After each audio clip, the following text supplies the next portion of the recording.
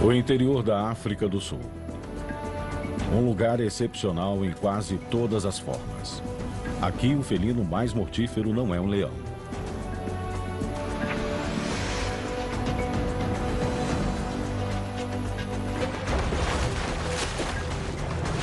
E essa criatura couraçada não é um réptil.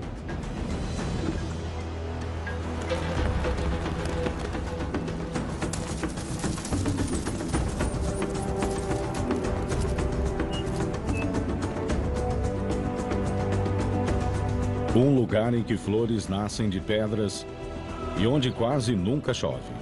Esse é o coração belo, selvagem e pulsante da África do Sul. África do Sul selvagem. Animais de Kalahari.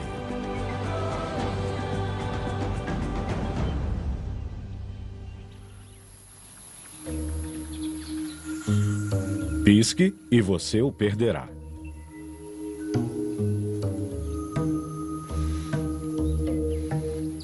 O felino mais mortífero do mundo está aprimorando suas habilidades.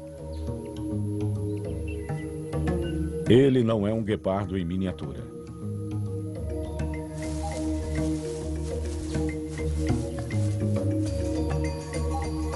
Este cerval de 1 ano tem que descobrir como caçar cerca de um animal por hora. Ele prefere caçar ratos a animais de grande porte, como um gato doméstico que cresceu demais.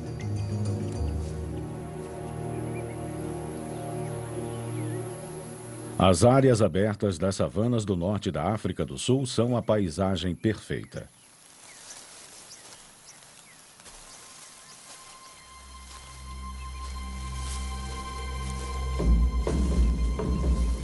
Com patas longas, parecendo um gato enorme, ele já é um adulto de 60 centímetros de altura.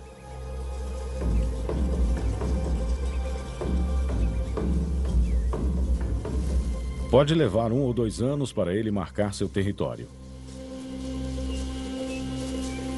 Sozinho pela primeira vez. Pode ser que ele demore a se afastar da toca onde nasceu. Mas sua mãe seguiu em frente cuidando de seus 3 novos filhotes.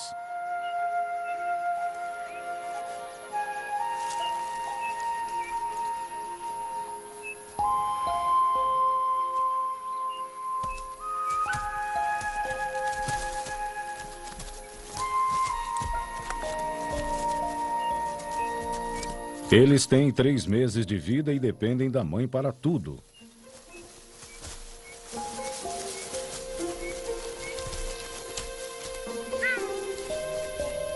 Ela vai amamentá-los por pelo menos mais 8 semanas, mas eles já sentem fome de carne. Então, ela tem trabalho dobrado.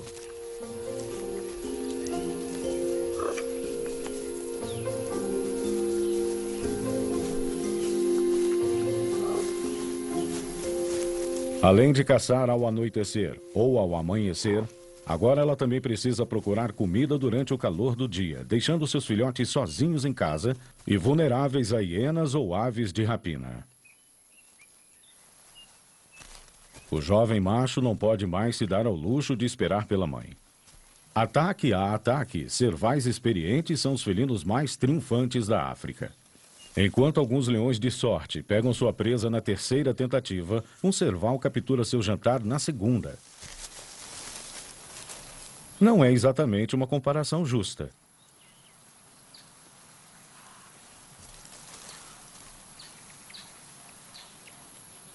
Ainda assim, é necessário ter habilidade para caçar 4.000 roedores por ano, ou pular mais de 3 metros para alcançar uma ave. Sua audição super apurada e seus reflexos super velozes são o segredo.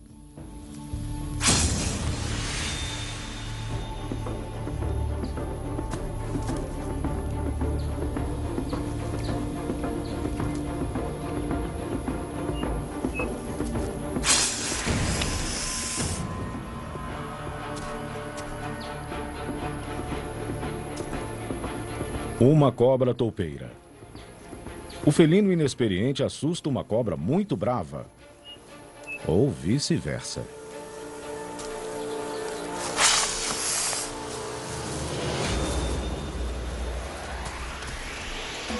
Cervais são ótimos caçadores de répteis. Normalmente. Mas esse jovem macho quase não teve contato com uma cobra, muito menos com uma tão agressiva.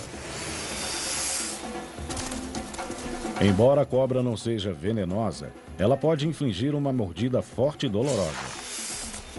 Depois do susto inicial, os instintos do felino despertam. Um golpe bem dado pode quebrar a espinha da cobra.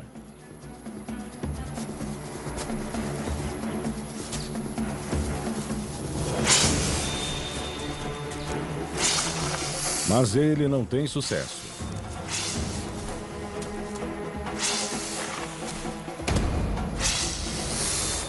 Então, em vez disso, ele tenta vencê-la no cansaço.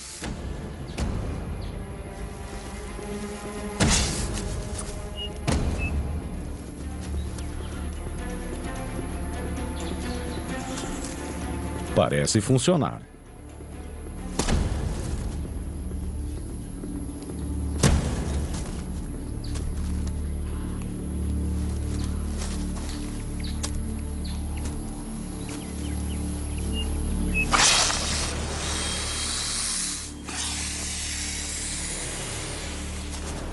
Ou não.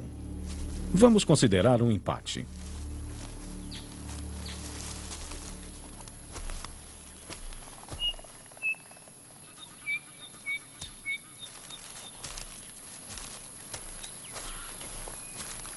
De volta à toca, os filhotes aguardam o retorno da mãe. Impacientes.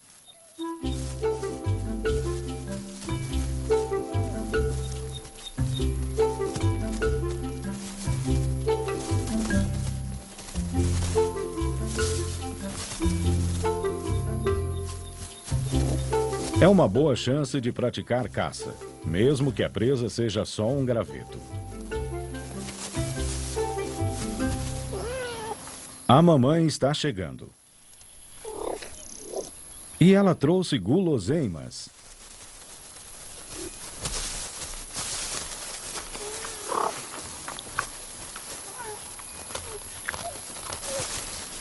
A mãe oferece a presa inteira.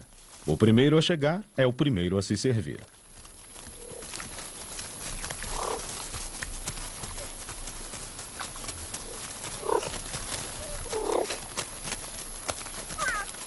Como a mãe é a única provedora da casa, os filhotes precisam crescer rápido, dobrando de tamanho apenas 11 dias depois de terem nascido.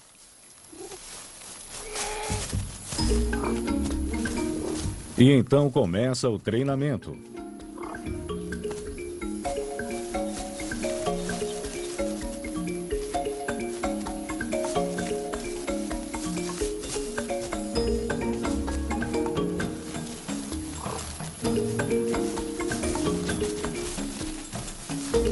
Brincar de luta fortalece os laços entre eles e os prepara para a caça.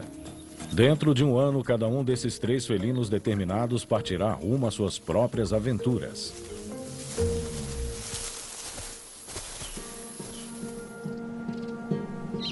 Enquanto numa parte da savana os felinos permanecem no berço, em outra, alguns vivem os dias de cão da África do Sul.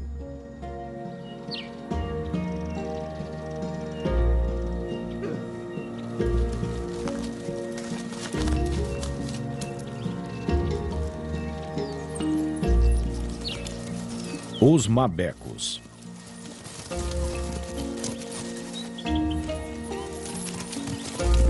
Os 10 filhotinhos têm apenas algumas semanas de idade e esperam ansiosos os mais velhos voltarem da caça.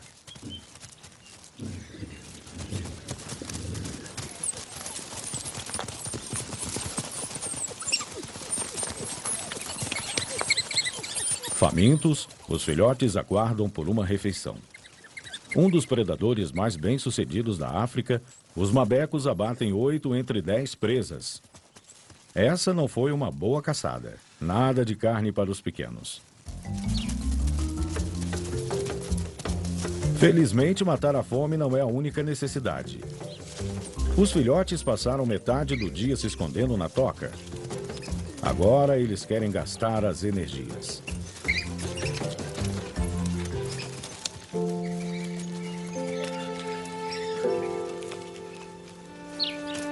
Mas um deles não tem estado com humor para brincadeiras nos últimos dias.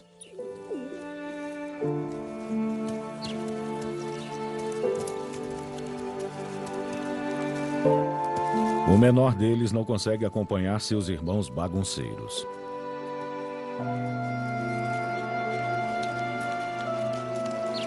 E ele não aguenta ficar sem comida. Ele não vai ficar se seus companheiros ajudarem. Ele pode ser fraco, mas ainda é da família. A líder e seu companheiro de vida têm a maioria dos filhotes. Toda a alcateia cuida da ninhada, inclusive dos mais frágeis. Os adultos preparam um novo grupo para caçar enquanto um deles fica cuidando dos filhotes.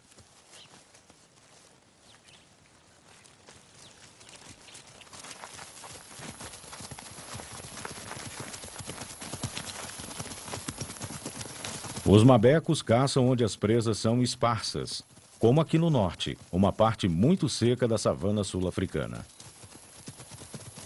Menos presa significa mais procura, mas também menos leões à espreita para roubar suas caças.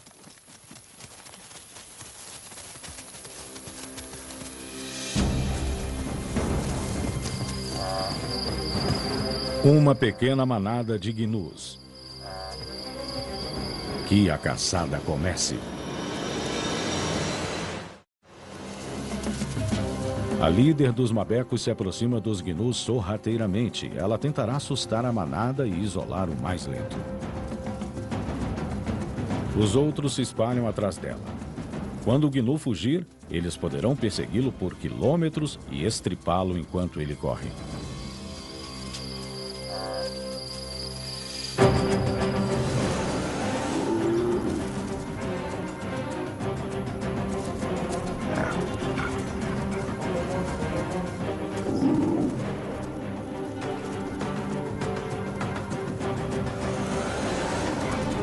Mas ninguém morde a isca.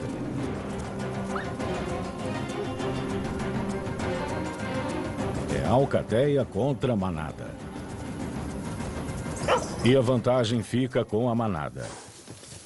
Os gnus permanecem firmes, frustrando a estratégia dos mabecos. De novo, a alcateia volta para casa faminta.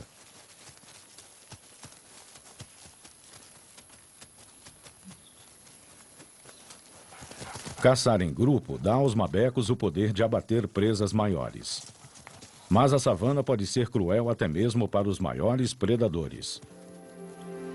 Se as coisas continuarem assim, eles abandonarão seus filhotes para se salvarem.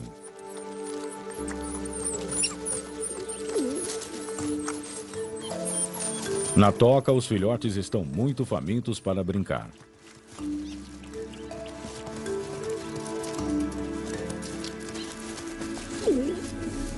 O mabeco que está de guarda encara um problema mais sério.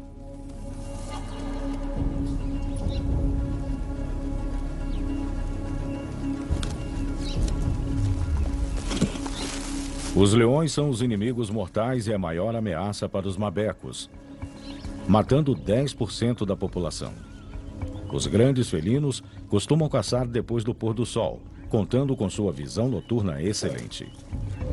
Mas mesmo assim, o guarda vai reunir os filhotes.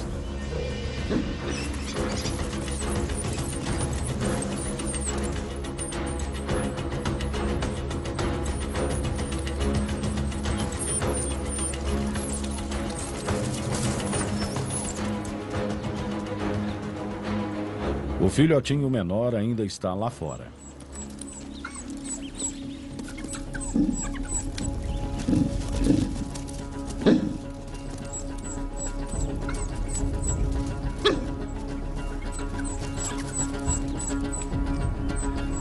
Seguro.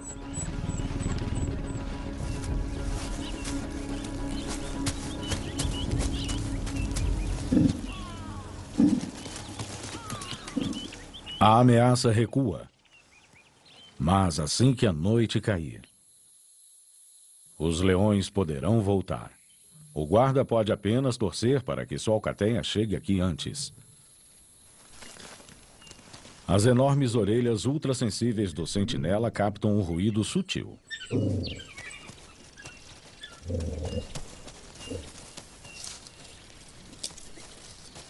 Amigo ou inimigo?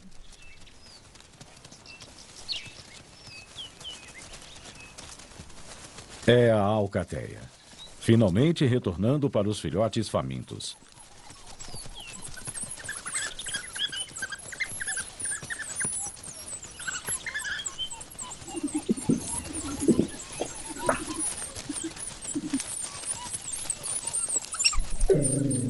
Dessa vez, eles não ficam desapontados. Todos ajudam a alimentar os filhotes regurgitando pedaços de carne. O estômago de cada adulto pode estocar comida para até 3 dias, se ele tiver a sorte de comer isso tudo. No fim, todos ficam felizes.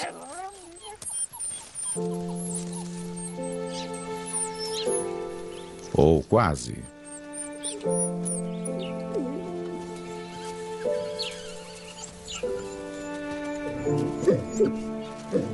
A mãe nota o filhote frágil e faminto.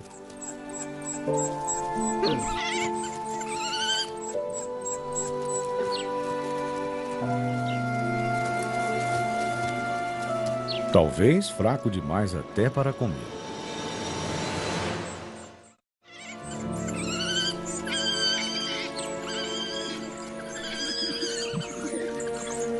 Como qualquer mãe dedicada, ela leva o jantar até o seu filhote adoentado, longe de seus irmãos turbulentos.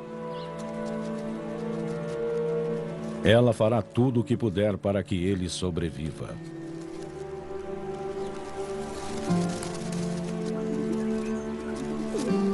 A líder está constantemente sob pressão. Ela precisa que a caça de amanhã seja tão boa quanto a de hoje. Os herbívoros da savana enfrentam um desafio diferente. As plantas são muitas, mas a disputa também. Os animais evoluíram de modo que pudessem dividir a comida.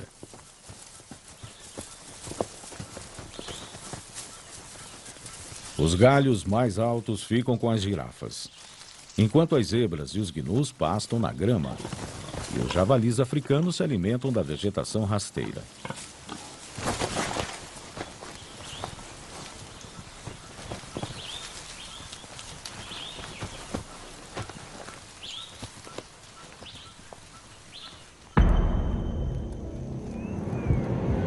E temos essa menina.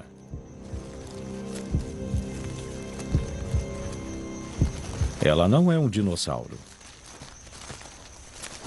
nem uma pinha enfeitiçada.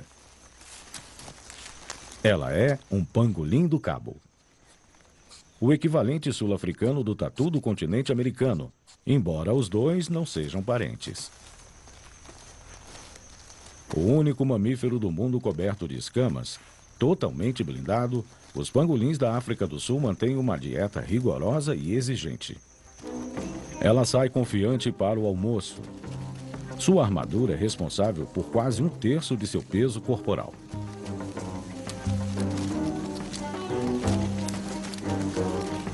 Ela tem um olfato apurado, o que é estranho, porque ela fede muito. Seu nariz sensível vai levá-la até seu almoço. Por fim,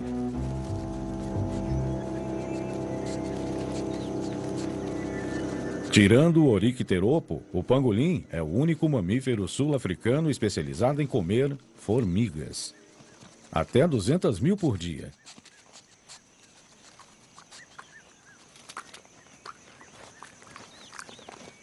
Ela saca sua língua pegajosa de 40 centímetros, maior que o seu próprio. Em vez de dentes, ela engole pedras e areia para triturar os alimentos.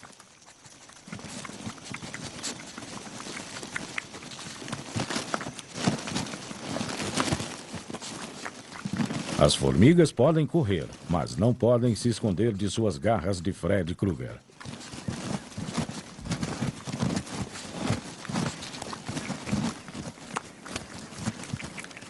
As formigas se juntam e tentam injetar seu ácido fórmico por meio de picadas. É aí que as escamas dela entram em ação. Pálpebras grossas protegem seus pequenos olhos, embora ela não enxergue bem.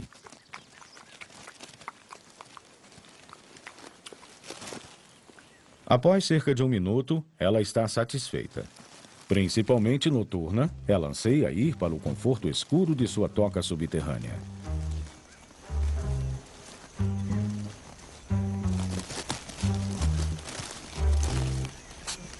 De repente, um cheiro a deixa animada. E ela parte para uma nova missão.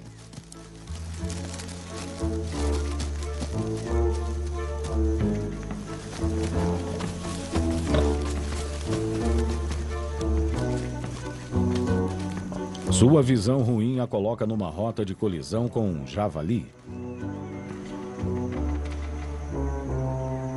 que fica intrigado com essa criatura mais caprichosa do que ele próprio.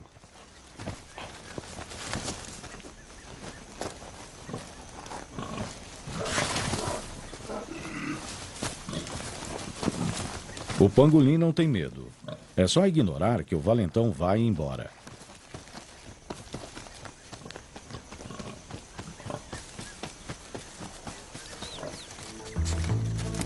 A busca continua.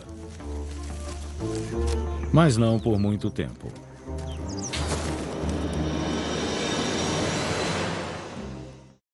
Um guepardo bloqueia o caminho do pangolim.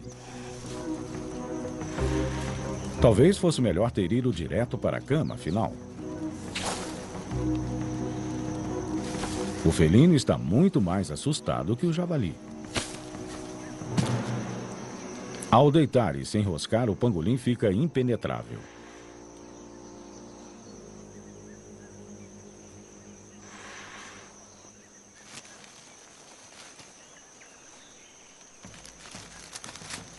Eles chegam a uma trégua. E então ela vai em frente.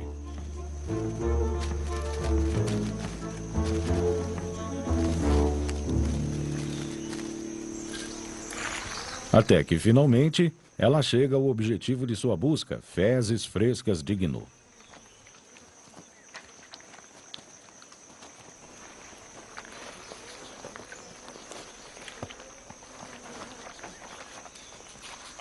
Pangolins adoram rolar com satisfação em fezes de zebras e gnus. Talvez isso elimine parasitas.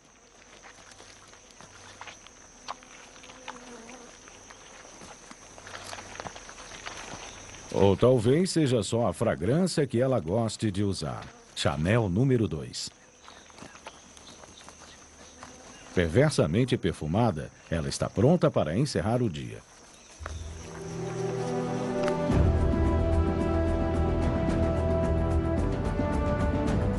Muito acima dela, a imensa cordilheira do Drakensberg se estende como uma espinha pelo lado oriental do país.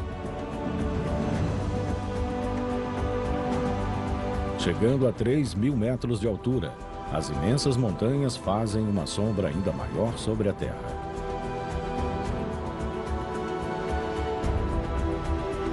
Elas têm o poder de parar o curso do clima, bloqueando nuvens de chuva vindas vagarosamente do oceano, roubando a umidade delas e deixando um semideserto árido além dela.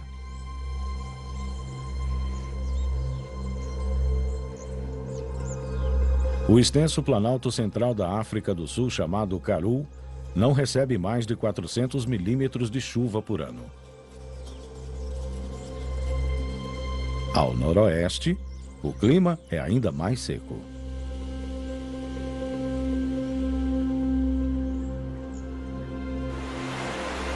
No entanto, essas terras secas são cortadas pelo maior rio da África do Sul, o Rio Orange.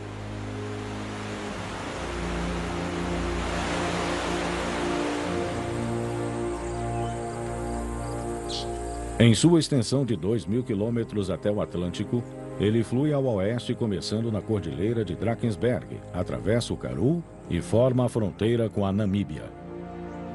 Ao norte, fica o Kalahari, a região mais quente da África do Sul, onde as temperaturas podem chegar a mais de 40 graus.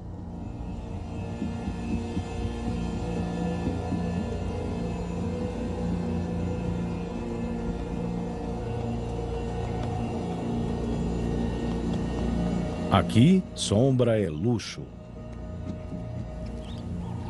Num continente famoso por leões, elefantes e outros animais grandes e adorados, é fácil esquecer os menores que acabam relegados.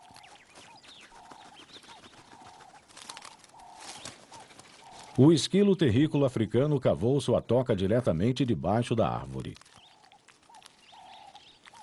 Uma ótima localização, embora ele já tenha devorado todas as sementes e as nozes das proximidades. Ele procura mais comida antes que faça calor demais.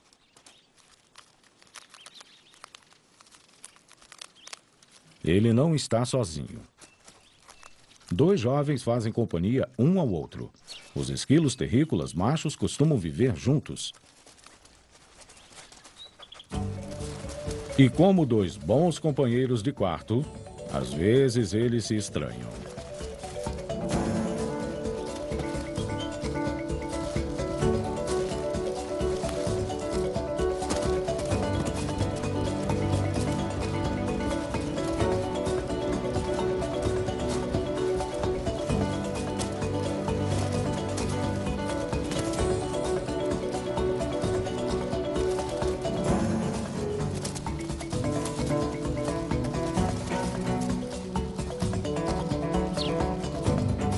Mas não dura muito, está quente demais.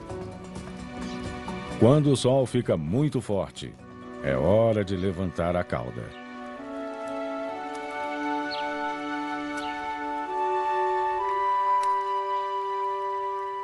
Essa postura não é só uma pose.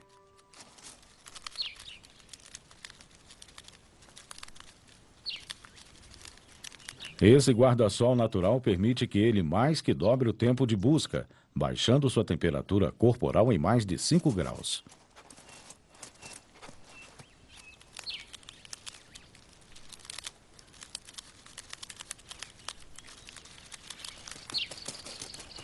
Os esquilos terrícolas também conhecem alguns truques interessantes. Ao meio-dia, os adultos se preparam para tirar um cochilo.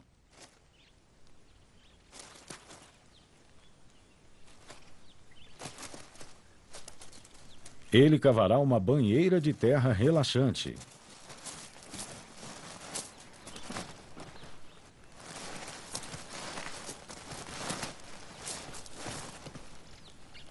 Um dos jovens quer tentar.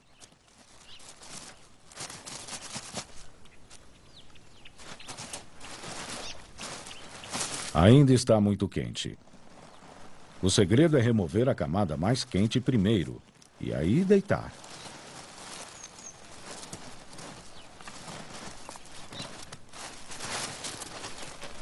Ele vai pegar o jeito.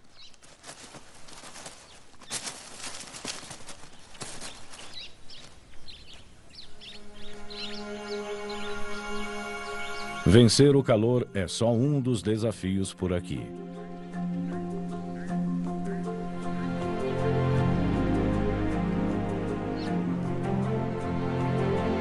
A pergunta crucial é: onde encontrar água?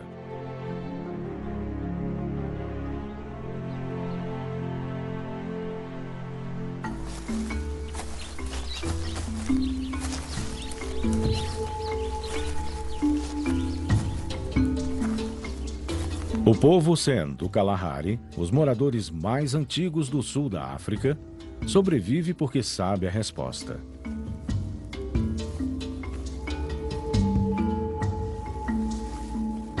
Durante mais de 20 mil anos, os San desenvolveram ossos mais densos e aprenderam a prosperar nessa terra banhada pelo sol.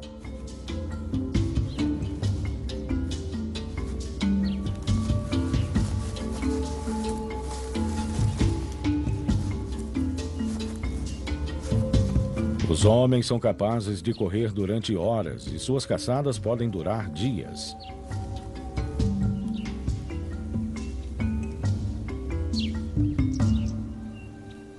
Uma manada de oryx.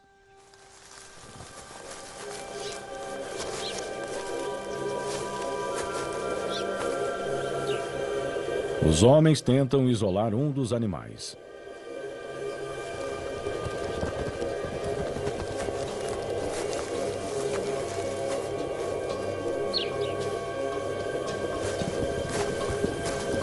Está funcionando. Um dos oryx se separa da manada. Um erro fatal.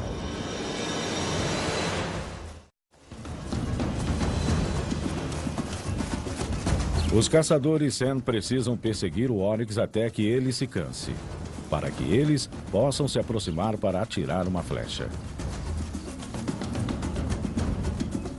Localizar, separar e perseguir. Essa é a antiga dança entre presa e predador. Sejam eles mabecos e gnus, ou caçadores Sen e oryx.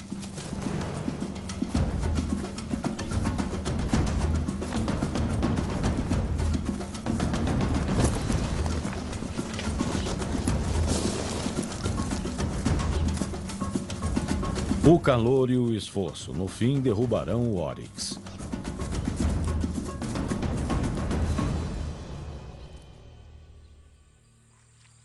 Enquanto isso, numa das poucas poças d'água do Kalahari, habitantes do deserto matam a sede.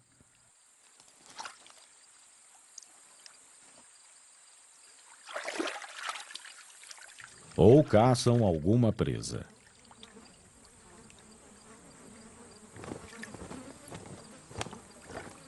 O chacal de dorso negro está com desejo de cortiçol de namáqua.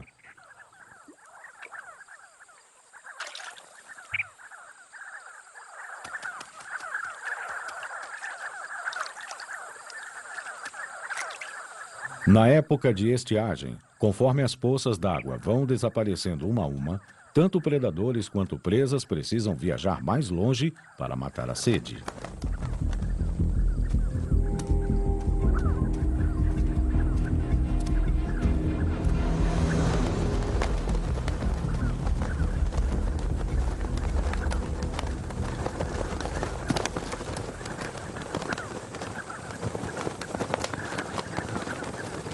Ele está caçando há 2 dias e não pode descansar.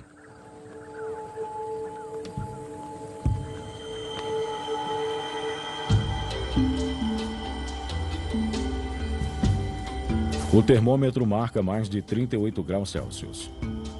Os caçadores Sen também estão chegando ao seu limite. Já faz horas que eles estão caçando.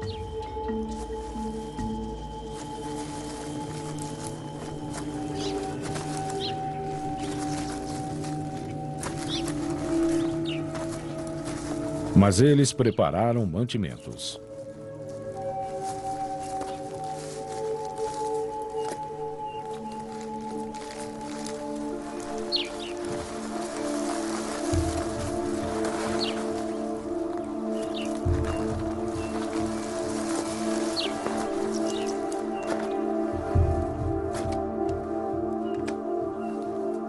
Há gerações, os Sen armazenam água dentro de ovos de avestruz, que são enterrados em lugares estratégicos antes da caça.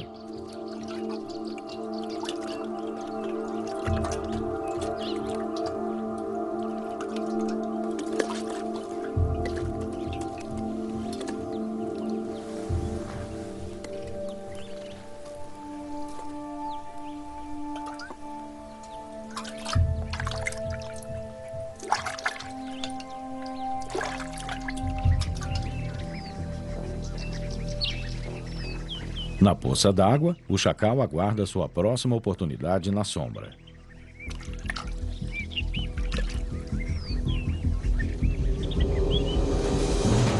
Até que encontra o momento certo.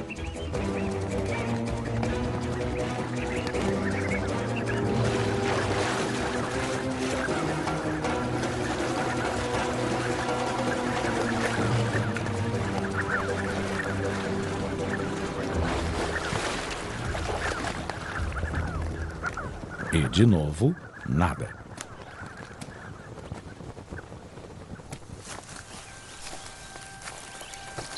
Os Sen, por outro lado, estão com sua presa exausta na mira.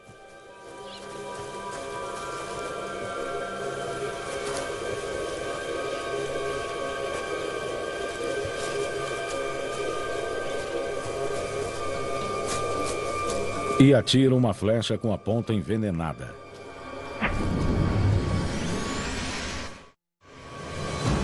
A flecha fatal atinge o alvo.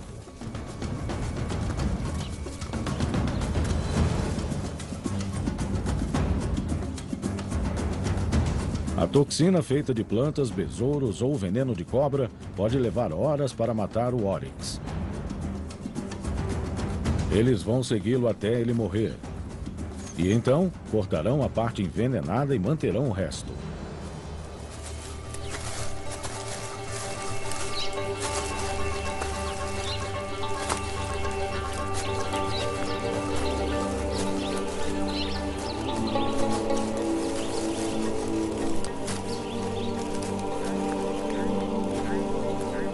Os Sen encerram a caçada com uma breve cerimônia em homenagem ao animal.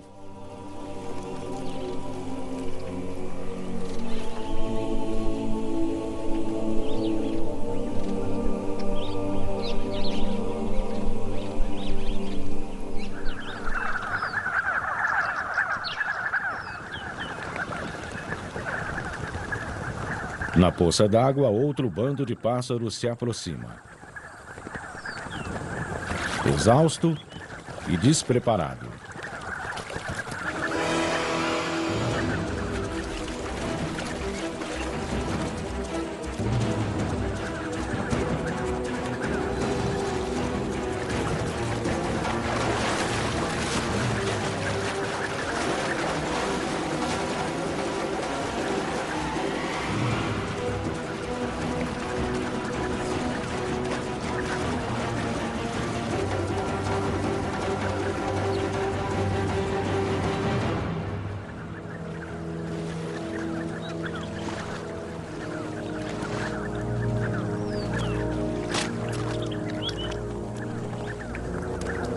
A técnica de emboscada do chacal ou falha ou funciona, sem meio termo.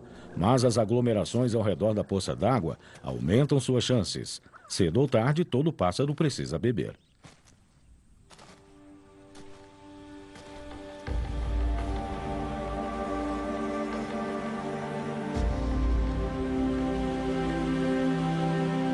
Este é o último ponto de descanso em direção ao oeste. Daqui para frente já é Namaqualand, um semideserto que tem sorte de ter 200 milímetros de chuva por ano.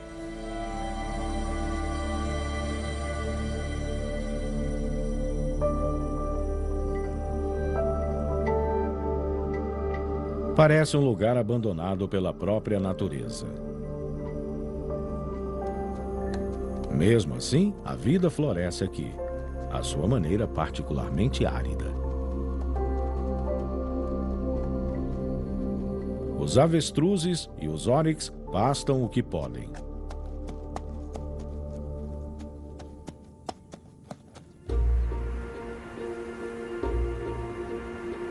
No limite de Namaqualand, o terreno fica mais severo. Apesar de sua aparência, a planície completamente seca e rochosa do Knersvlakte é um exemplo de diversidade vegetal, com várias espécies anãs que não são encontradas em nenhum outro lugar do planeta.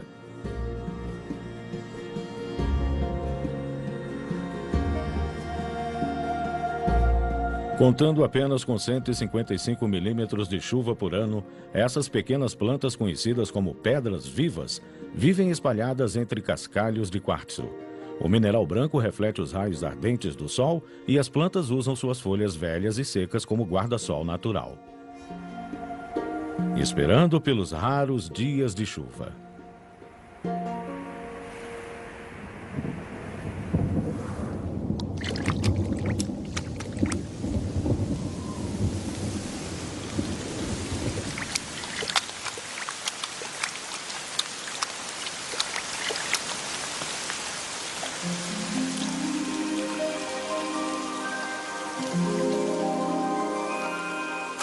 A chuva revitalizante carrega as sementes e espalha uma nova geração.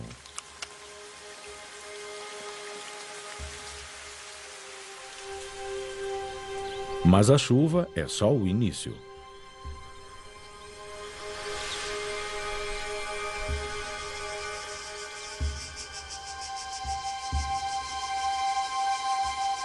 Uma noite clara promete que o dia seguinte será mais ensolarado.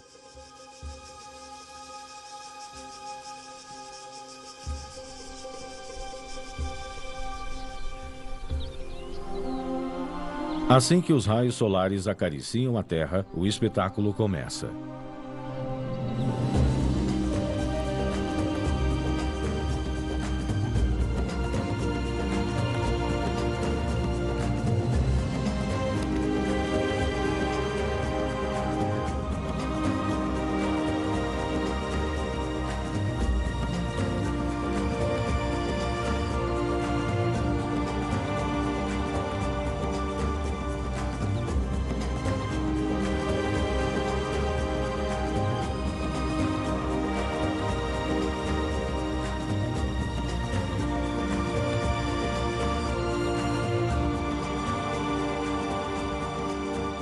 Um dia faz muita diferença.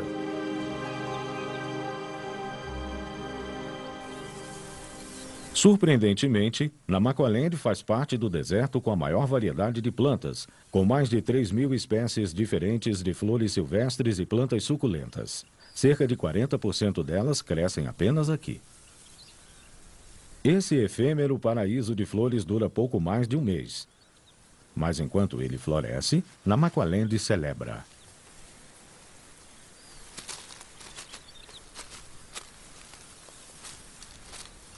Essa é a época de desabrochar que todos esperavam.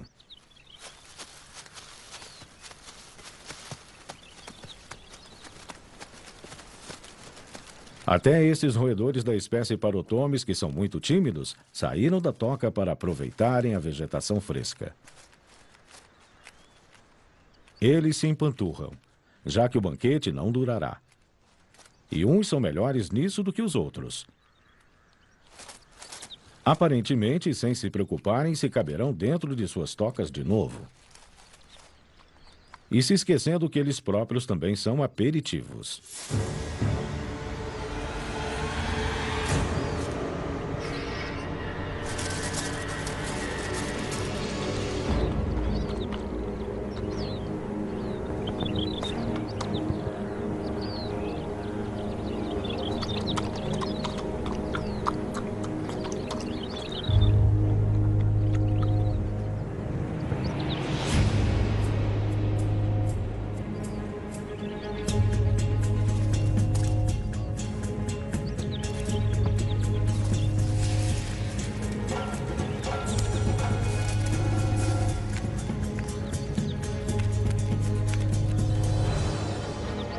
Hora de largar a comida.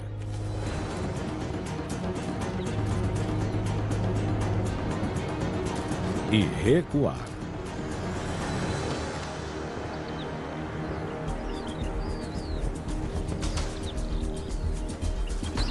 Pelo menos até que o perigo passe. Ele ainda terá semanas para se deliciar com essas plantas. Depois disso,